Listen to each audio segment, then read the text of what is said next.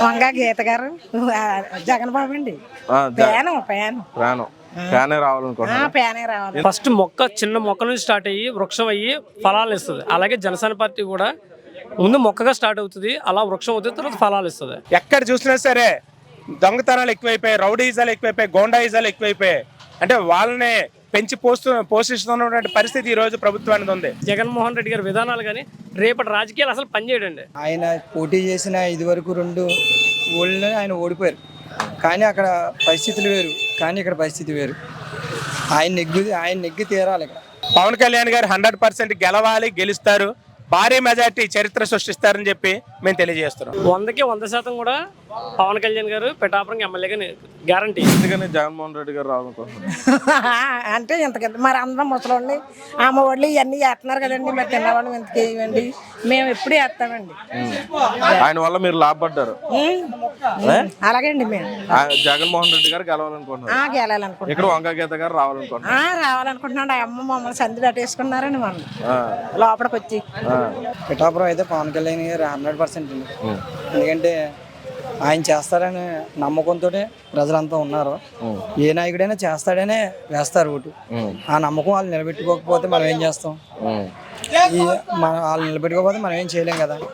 ఇప్పుడు మళ్ళీ అదే నమ్మకంతో పవన్ కళ్యాణ్ నిలబెట్టి. ఎందుకని పవన్ కళ్యాణ్ గారు అందరూ గెలవాలనుకుంటున్నారు? ఆయన అభిమానమా? ఇక్కడ అభిమానులు ఎక్కువ ఉండడం వల్ల, లేకపోతే ఆయన పోటీ చేసిన ఇదివరకు 2 ఊళ్ళో ఆయన ఓడిపోయారు, కానీ అక్కడ పరిస్థితులు వేరు, కానీ ఇక్కడ పరిస్థితి వేరు. ఆయన నెగ్గి తీరాలి. ఇక్కడ నెగ్గించుకోవడానికి నిలబెట్టుకోవడం. ఇప్పుడు అలాగే గతంలో ఆయన 2 చోట్ల భీమవరం అటు ఓడిపోవడం జరిగింది. అది ఇప్పుడు ఎన్నికల్లో ఆయన ఏది నియోజకవర్గం ఎంచుకుంటాడని అందరికి ఆసక్తే. ఆయన పిఠాపురం ఎంచుకోవడానికి మీకు ఎలా ఉంది ఆ ఫీలింగ్? మాకైతే చాలా అదృష్టంగా ఫీల్ అవుతున్నారా? పిఠాపురం అదృష్టంగా ఫీల్ అవుతుందండి. ఆయన ఇక్కడ నిలబెట్టుకున్నాం, మేము నిలబెట్టుకుంటాం పూర్తిగా. మీరు మంచి మెజారిటీతో గెలిపించుకుంటారని ఆయన మెజారిటీ వస్తుంది, గెలవడం ఖచ్చితం. మెజారిటీతో ఓకే, ఆంధ్రాలో మంచి మెజారిటీ వస్తుంది. 100కి 100% కూడా పవన్ కళ్యాణ్ గారు పిఠాపురం ఎమ్మెల్యేగా గ్యారంటీ. తర్వాత ఆయన కిర్లంపూడి రావడం కూడా శుభపరిణామం. ఇక్కడ మాకు జ్యోతుల నెహ్రూ గారు 100కి 100% గ్యారంటీగా నెగ్గుతారు. అందులోని పవన్ కళ్యాణ్ గారు తోడవడం మాకు ఇంకా ఆనందదాయకం. ఆయన పార్టీ పెట్టి పుష్కర కాలం అవుతుందండి. ఒకసారి పార్టీ పెట్టి ఏదో స్నేహపూర్వకంగా ఆయనకి వెళ్ళిపోయినప్పటికీ 2019లో మాత్రం ఆయన పోటీ చేయడం జరిగింది. ఓడిపోయినప్పటికీ అప్పుడు ప్రజాదరణ కొంచెం తక్కువగానే ఉంది. కానీ రాను ఆయన చేసిన సేవా కార్యక్రమాలు కానీ, రైతులకి డబ్బులు ఇవ్వడం కానీ, దీని ద్వారా ప్రజాదరణ పొందింది. యూత్లో ఉన్న కాస్త క్రేజు సామాన్య ప్రజల్లో కూడా పెరిగింది. అటువంటి స్థాయిలో ఉన్నప్పుడు పోటీ చేస్తే కనీసం 45 సీట్లను వస్తాయి సీఎం క్యాండిడేట్గా. కానీ అతను తాను తగ్గించుకుని 23 సీట్లకి అంకితమయ్యాడు. అది ఎంతవరకు కరెక్ట్ అంటారు? దానివల్ల ఏమన్నా విభేదాలు వచ్చే అవకాశం ఏమైనా ఉందా ప్రజలు? ఎలాంటి విభేదాలు రావండి. ఫస్ట్ చిన్న మొక్క నుంచి స్టార్ట్ అయ్యి వృక్షం అయ్యి ఫలాలు ఇస్తుంది. అలాగే జనసేన పార్టీ కూడా ముందు మొక్కగా స్టార్ట్ అవుతుంది, అలా వృక్షం అవుతుంది, తర్వాత ఫలాలు ఇస్తుంది. అదే స్ట్రాటజీతో పవన్ కళ్యాణ్ గారు ముందుకెళ్తున్నారు. అంతే తప్ప తక్కువ ఇచ్చారు, ఎక్కువ ఇచ్చారు, మాకు ఎలాంటి అభిప్రాయాలు ఎవరికే లేవండి. భేద అభిప్రాయాలు అయితే ఎవరికే లేవు. ఇంతే ఒట్టుడింతే అన్నట్టుగా పవన్ కళ్యాణ్ గారు నెమ్మదిగా ఎదుగుతున్నారు అంతే. ఇప్పుడు మనకి పిఠాపురంలో ఆయన పోటీ చేస్తున్నాడు. గత 2 చోట్ల ఓడిపోయినప్పటికీ, అప్పుడు ఆయన రాష్ట్ర స్థాయిలో అభిమానులు ఉన్న ఫాలోయింగ్ ఉన్నప్పటికీ ఓడిపోయారు. కానీ అదే ఫాలోయింగ్ ఇప్పుడు కూడా ఉంది.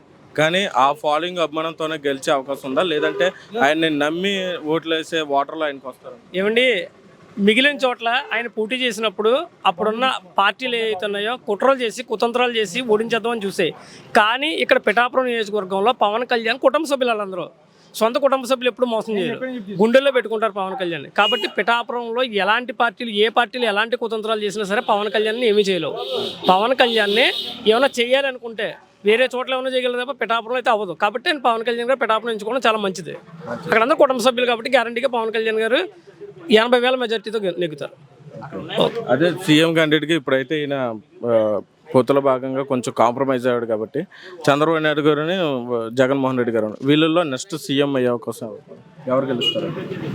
ముఖ్యమంత్రిగా ఎవరు?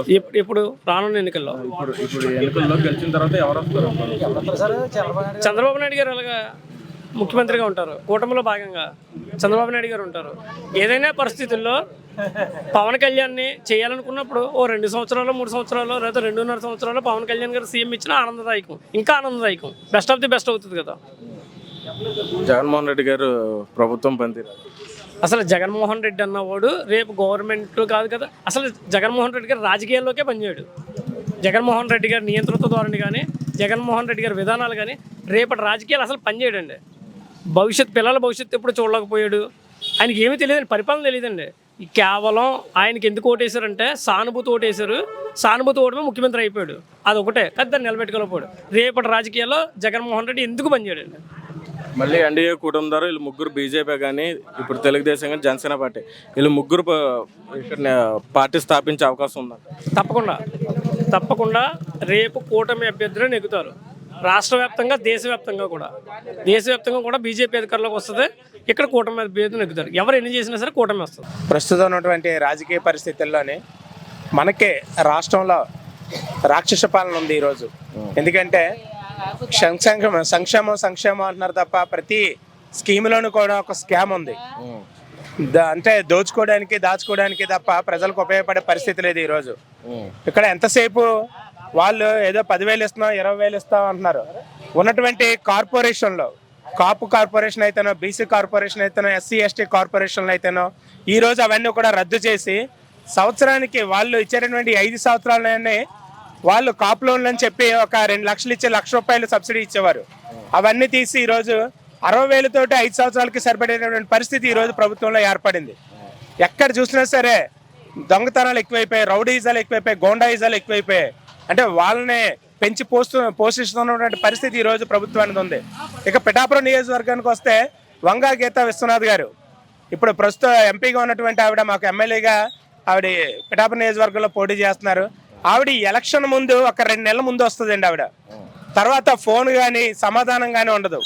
ఇంటికి వెళ్ళినా సరే మేడం గారు ఇప్పుడే వాకింగ్కి బయలుదేరి ఢిల్లీ వెళ్ళిపోయారండి అని చెప్తారు. అంటే ఎంత వెటకారంగా ఉంటుందంటే ఆ పని వాళ్ళు వస్తారండి బయటికి, నేను మేడం గారిని కలాలంటే ఉండండి లోపల ఉన్నారేమో చూసి వస్తామని వెళ్తారు. ఇప్పుడే నడుచుకుంటూ ఢిల్లీ వెళ్ళిపోయారండి అంటారు లోపలికి వెళ్ళి. అంటే ఆవిడ లోపల నుంచి చూస్తూనే ఉంటుంది కానీ కలిసే పరిస్థితి అయితే లేదు. ఇక పవన్ కళ్యాణ్ మరోవైపు జనసేన నుంచి పవన్ కళ్యాణ్ పోటీ చేస్తున్నారు. ఆయన ఈరోజు భారీ మెజార్టీతో గెలవడానికి ఎస్ఎస్ఎన్ వర్మ గారు ఆయన టికెట్ని త్యాగం చేసి ఆయన మనస్ఫూర్తిగా ఈరోజు సపోర్ట్ చేస్తున్నారు. 50,000 నుంచి 1,00,000 మెజారిటీ రావడానికి ఈరోజు పిఠాపురం నియోజకవర్గం సిద్ధంగా ఉందండి. పవన్ కళ్యాణ్ వల్ల పిఠాపురం నియోజకవర్గమే కాదు రాష్ట్రం మొత్తం కూడా అభివృద్ధి చెందుతుందని ఒక ఆలోచనతో ప్రజలందరూ ఉన్నారు. ఈరోజు పిఠాపురం నియోజకవర్గం ముఖ చిత్రం మారబోతుంది, చరిత్ర సృష్టించబోతుందండి. పవన్ కళ్యాణ్ అనే వ్యక్తి చరిత్రలో చిరస్థాయిగా నిలిచిపోతాడని చెప్పి ఈరోజు మేము అందరూ కూడా అనుకుంటున్నాం. ఇప్పుడు ఆయన పిఠాపురం అభివృద్ధి చేసి స్టేట్లోనే నెంబర్ 1 నియోజకవర్గంగా తీర్చిదిద్దుతాను అంటారు. అది ఎంతవరకు కరెక్ట్ అవుతుంది అంటారు? మొన్న ఇక్కడ నేషనల్ మీడియా కూడా వచ్చిందండి ఆయన ద్వారా. సో అది మీరు పిఠాపురం ఆయన నిలబడ్డాను మీరు ఎలా ఫీల్ అవుతున్నారు? ఇక్కడ నిజంగా పిఠాపురం ప్రజలు చేసుకున్నటువంటి అదృష్టం ఈరోజు పిఠాపురంలోనే పవన్ కళ్యాణ్ గారు ఇక్కడ పోటీ చేయడం అనేది. ఎందుకంటే సెంట్రల్ గవర్నమెంట్ కూడా ఈరోజు పిఠాపురం వైపు చూస్తుంది. మోదీ అమిత్ షాలు కూడా ప్రధానమంత్రి కూడా ఏంటి పిఠాపురం ఏంటి అక్కడ ఉన్న చరిత్ర ఏంటని తెలుసుకునే పరిస్థితి ఈరోజు పవన్ కళ్యాణ్ గారు ఇక్కడ పోటీ చేయడం వల్ల జరుగుతుంది. అటువంటి వ్యక్తి ఇక్కడ పోటీ చేయడం ద్వారా ఆధ్యాత్మిక కేంద్రంగా పిఠాపురం అభివృద్ధి చెందుతుంది. అలాగే పర్యాటక కేంద్రంగా అభివృద్ధి చెంది ఇక్కడ వ్యాపారాలు, ఇక్కడ ఉన్నటువంటి ప్రజలు వారి యొక్క జీవన విధానంలో మార్పు వస్తుందని చెప్పి మేము అందరూ కూడా నిజంగా మనస్ఫూర్తిగా అందరూ కూడా కోరుకుంటున్నాం. ఓకే, ఆయన గెలవాలని కోరుకుంటున్నాం. పవన్ కళ్యాణ్ గారు 100% గెలవాలి, గెలుస్తారు, భారీ మెజార్టీ చరిత్ర సృష్టిస్తారని చెప్పి మేము తెలియజేస్తున్నాం. ముఖ్యమంత్రి క్యాండిడేట్గా ఎవరు రావాలనుకుంటున్నారు? కూటమి అభ్యర్థి అయినటువంటి చంద్రబాబు నాయుడు గారి ఒక విజన్ ఉన్నటువంటి నాయకుడు ఆయన. అలాంటి వ్యక్తి ఇప్పుడు ఉన్నటువంటి పరిస్థితుల్లో 13 లక్షల కోట్లు మనకి అప్పులు మన తల మీద ఉన్నాయి. ఇవన్నీ మనకి తీరి మనం సంక్షేమం అభివృద్ధి రెండు కూడా జరగాలి అంటే ఒక చంద్రబాబు నాయుడు వల్ల జరుగుతుందండి. ఇప్పుడున్న ప్రభుత్వం సంక్షేమం ఒకటే చెప్తుందండి, అభివృద్ధి వైపు అడుగులు వేయడం లేదు.